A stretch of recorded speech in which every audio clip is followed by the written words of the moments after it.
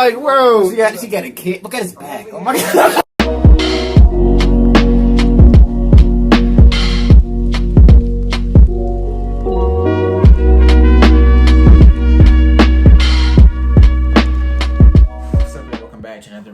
This is another Jordan Peterson reaction. This is the danger of antisocial males. Yeah.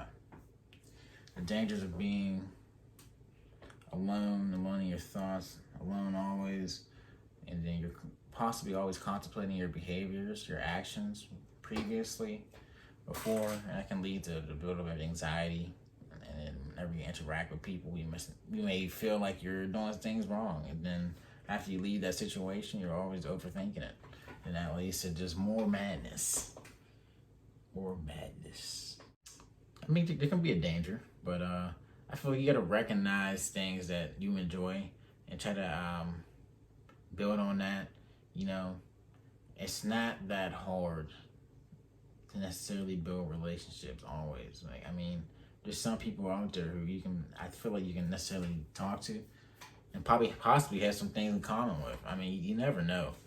I mean, I've been alive for 2 decades now. I mean, I had a contingency of friends who I feel like I may have had things in common with, or I still have things in common with. I may see them there sparingly, but I don't feel like you got to avoid that being alone, because we're not meant to be alone. We're a social species, and it's definitely getting worse nowadays due to, as technology gets better, especially social media. You're not necessarily interacting with people face value wise. That can also heighten the anxiety aspect. And then now they're going in the direction of the multiverse, where you're not necessarily even interacting with people physically. You can be interacting with them through the internet online, and you can build this persona, this life that you want to be. Like, you can be the exact person you want in this fake reality of yours, but in your real reality, you're disconnected, you're distracted, you're procrastinating, and you're slowly grinding to a hole, and you're slowly becoming the person that you don't want to be. You know what I mean? And then that's that sight right there, that abyss, when you stare into it and you blink, that's the point that no one wants to reach, especially a man. A man that feels like he can't provide anything, nothing, he can't even provide for himself. I don't know. We're going to see what Jordan Peterson has to say. Let us know if you want to see more of his in the comments. We got a whole playlist for Jordan Peterson. Make sure you go check them out. We got a playlist for all our other stuff. Check them out. Check out our other channels, 412 Show. We just dropped a new episode. It's probably up by now, episode 19. You know what I mean? Our gaming channel, LB Gaming. You know, so hit that like button, subscribe, and share. I'll hop right in. I can tell you a little bit about the regulation of aggression. I mean, one of the things I studied, especially when I was in Montreal, was the development of antisocial behavior in children and in adolescents. And antisocial children, so they tend to be aggressive. Antisocial children tend to turn into antisocial. There's conduct disorder, technically speaking. Conduct disordered children tend to turn into conduct disordered adolescents, and then they tend to turn into antisocial and criminal adults. And so I can tell you a little bit about how that progresses, I think, because it's quite interesting, and it isn't what people generally think. So the first thing is, if you want to be criminal, the best way to do it is to be really low in agreeableness and really low in conscientiousness. Because low in agreeableness means things are for me and not for you, and you're not going to get me to do a damn thing that I don't want to do, and I'll stand my ground. And low in conscientiousness means you can do all the work, and I'll sit back and take the benefits. And so if you have someone who's really disagreeable and really unconscientious, you have someone who's starting to border on psychopath. And if you add high intelligence and high emotional stability to that, then you have someone who won't work but will reap the benefits, who doesn't give a damn about you, who's assertive as hell, and who's smart.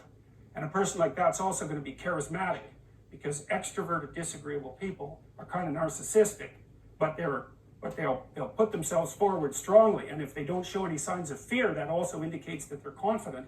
And it's easy for people to confuse that with competence. And that's how psychopaths get away with what they're doing, although they have to move from person to person because their reputation will track them. So anyways, back to the development of aggression in children, the development of criminality in adults. Here's how it seems to work, at least in part. It's more complicated than this, but I'll put in some of the sociological elements as well. So if you take children and you group them together in in groups defined by age, so let's say I have 32-year-olds, 33-year-olds, 34-year-olds, all the way up to 18. And then you watch them interact, and you code their behavior for kicking, biting, fighting, and property theft.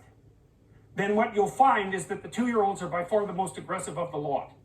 So that's pretty interesting, because you think, well, children are naturally peaceful, and if they're aggressive, it's because they learn it. It's like, no, that's true for a small minority of children.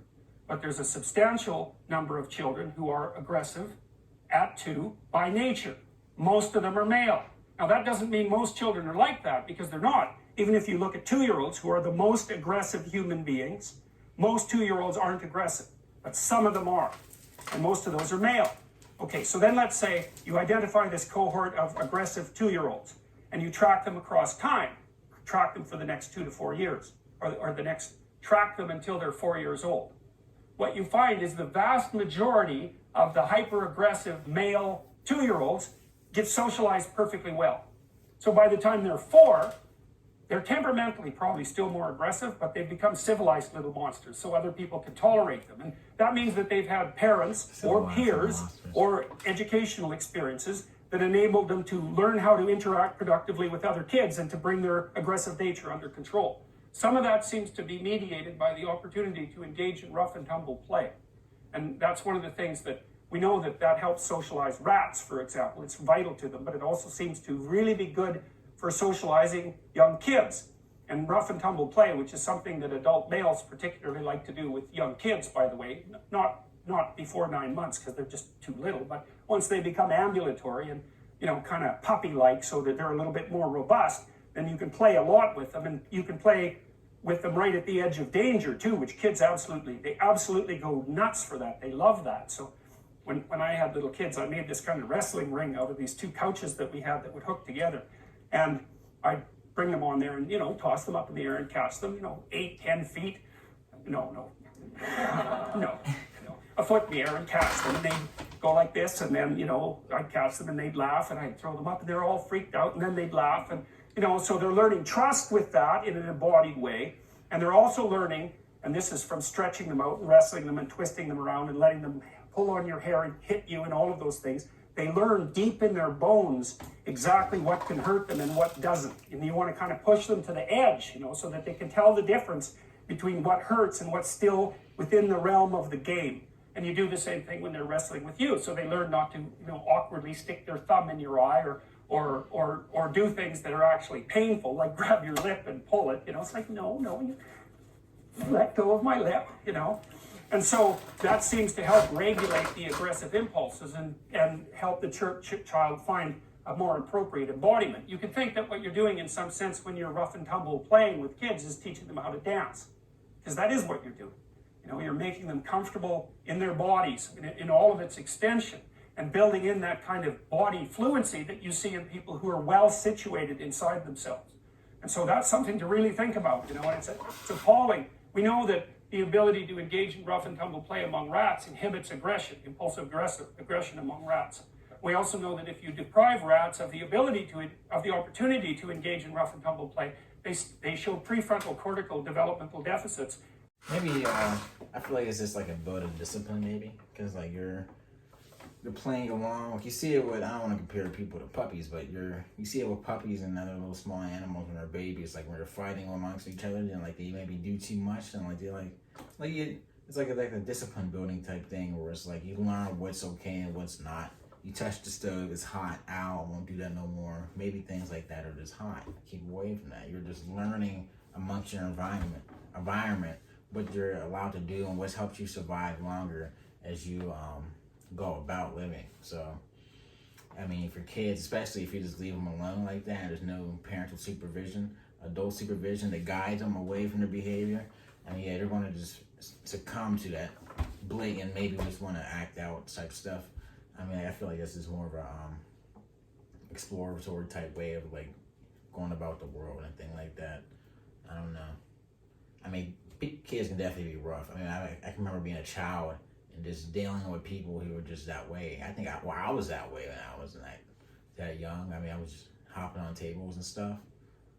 Like, it's just wild. I was in that case. You know, I was just doing the most.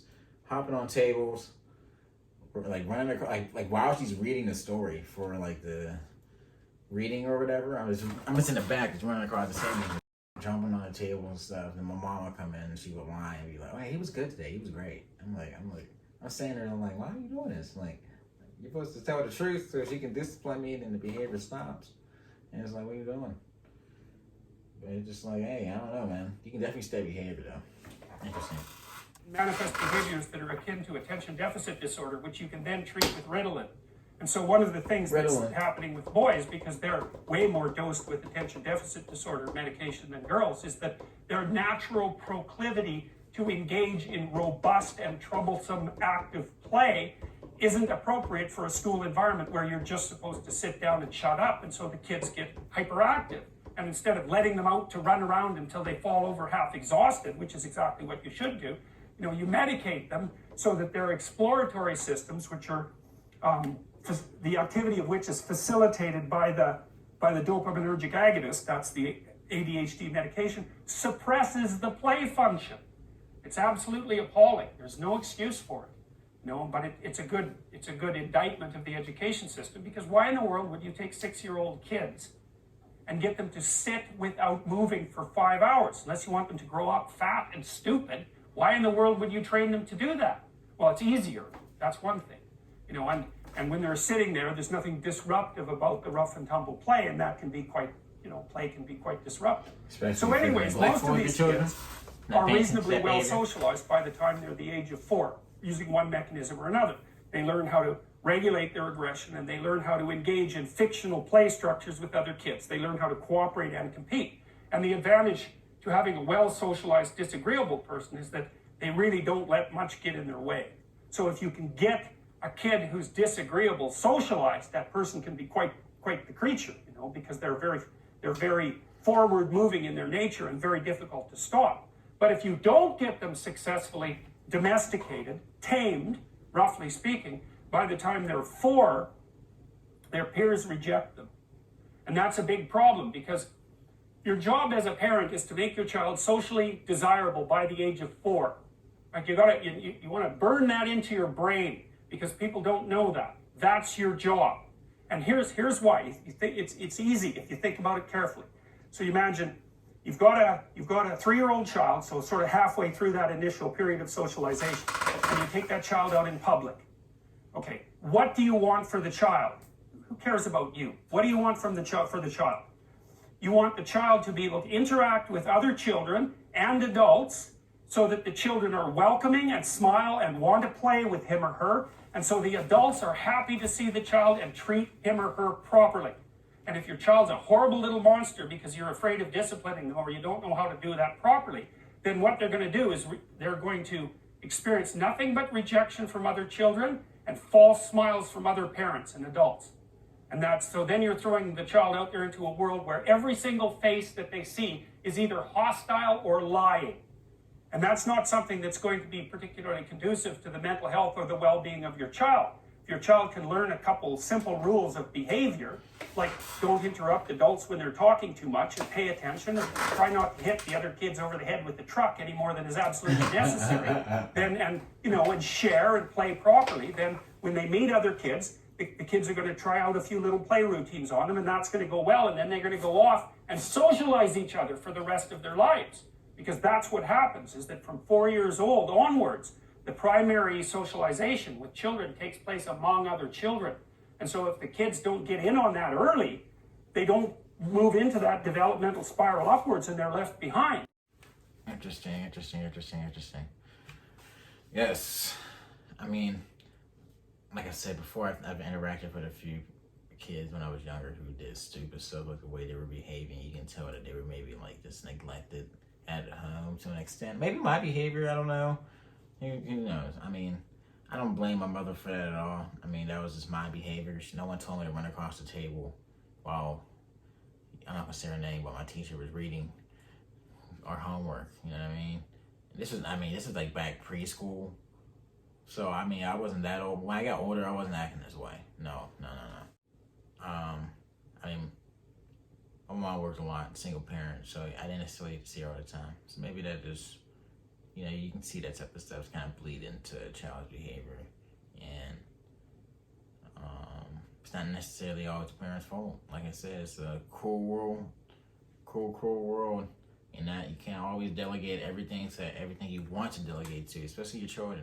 I'm pretty sure most parents like to delegate all their time to their children, but they can't because they live in a world where you got to delegate money, the bills, and other resources to keep their family alive and thriving. You know what I mean?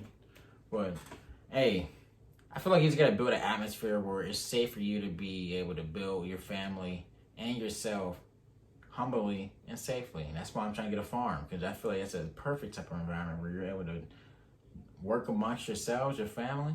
But yeah, man, hit that like button, subscribe, and share. Let us know if you want to see more Jordan B. Peterson. Check out the playlist. This is going to be in there. Like you said, check out our other channels, 412 Show, LBB Gaming. We want to see you next time, LBB. Peace. Da da da da da.